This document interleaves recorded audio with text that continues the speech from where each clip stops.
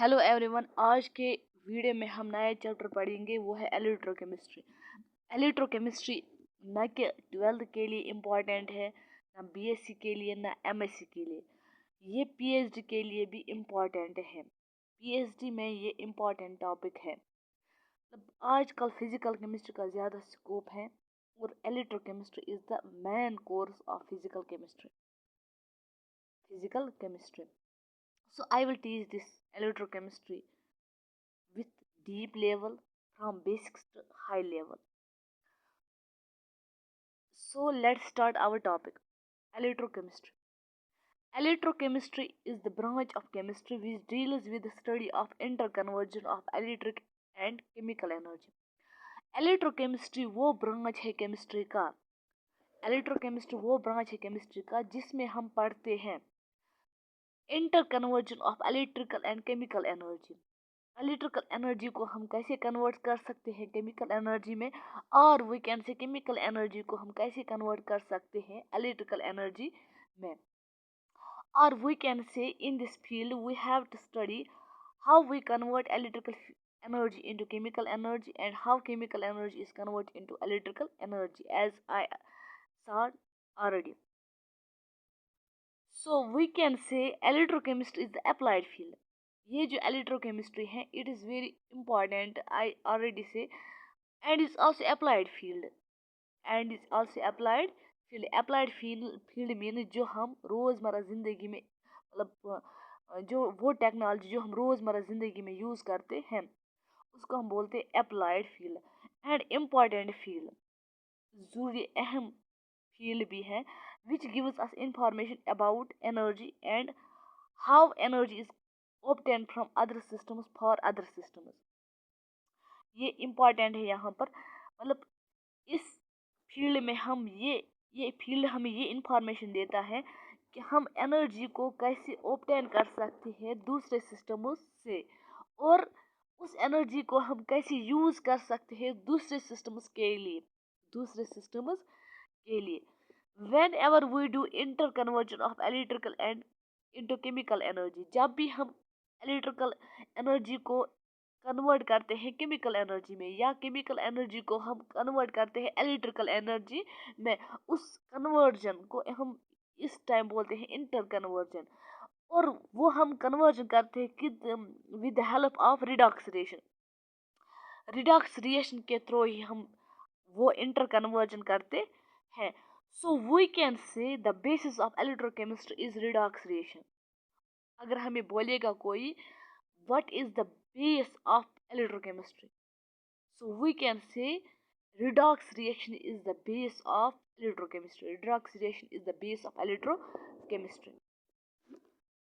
Now redox reaction is done in two ways. redox reaction को हम दो तरीकों से कर सकते हैं। एक तो डायरेक्ट रिडॉक्स रिएक्शन होती है, दूसरी होती है indirect redox reaction. Direct redox reaction means जिसमें हम एक ही वेसल में या एक ही कंटेनर में ऑक्सीडाइजिंग और रिड्यूसिंग एजेंट्स को यूज़ करते हैं, उसको हम बोलते हैं direct redox reaction.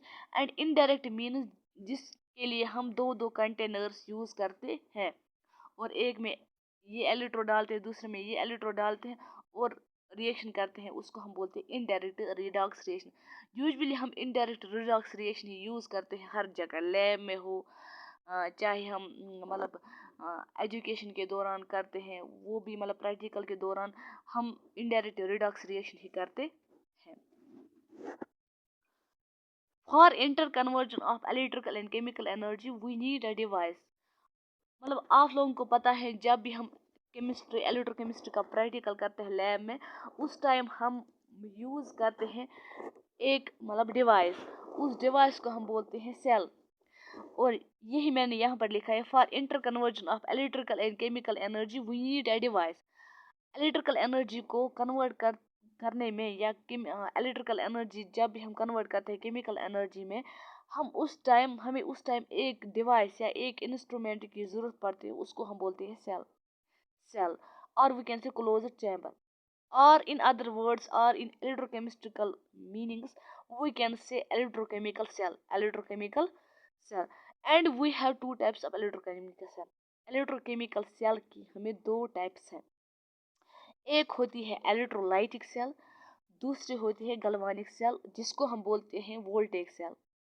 Electrolytic cell वो होती है is the cell in which conversion of electrical energy to chemical energy occurs, जिसमें हमें इलेक्ट्रिकल एनर्जी कन्वर्ट हो जाए केमिकल एनर्जी में, उसको हम बोलते हैं इलेक्ट्रोलाइटिक सेल। फॉर एग्जांपल, इसको समझने के लिए हम एक छोटी सी एग्जांपल लेंगे। Suppose we take a electrolytic cell. Suppose हमारे पास एक इलेक्ट्रोलाइटिक सेल है, and in which we have already and in this cell we take NaCl, और इस सेल में हमने लिया salt NaCl, and in this there will be Na positive and Cl negative. और हमें पता है जब भी सोडियम क्लोराइड सोल्यूशन फॉर्म में जाता है वो डिसोसिएट होता है सोडियम पॉजिटिव और क्लोरीन नेगेटिव में। सो वहाँ पर भी होंगे Na positive and Cl negative ions.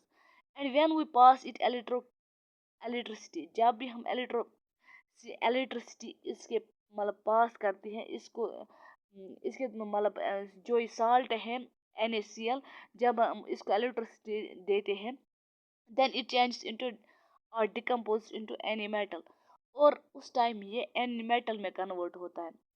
Because ये एक एटम एक इलेक्ट्रॉन लूज करता है, एंड हमें यहाँ पर मिलता है क्लोरीन गैस, और क्लोरीन गैस हमें मिलता है। This reaction is redox reaction, so we can say this reaction is redox reaction because इसमें ऑक्सीडेशन भी हुई, रिडक्शन भी हुई, एक ने लॉस किया दूसरे ने गेन किया।